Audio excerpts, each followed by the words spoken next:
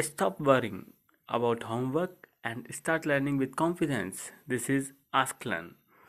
Complete help for every subject. Like, share, subscribe for daily learning videos. Good day. In this question, we are asked to identify the wavelength in meters of a proton. So, de Broglie suggested that a similar equation might be applied to moving particles like electrons by replacing the speed of light by the speed of the particle.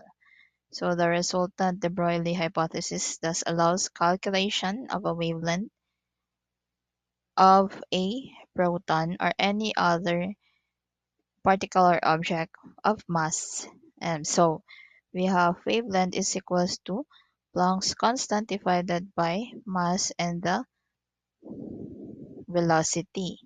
So from here we are given mass is equals to 1.673 times 10 to the negative 24 grams, and the speed is 25% of the speed of light.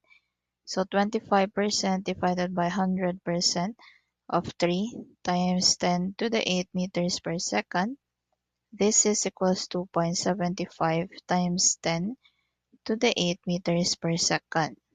So substituting, we have wavelength is equals to Planck's constant 6.626 times 10 to the negative 34 joules second or kilogram meters squared per second divided by the mass of 1.673 times 10 to the negative 27 kilograms.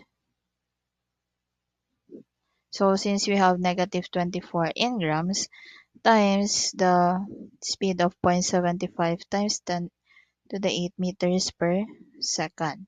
So therefore wavelength is equals to 5.28 times 10 to the negative 15 meters. Thank you.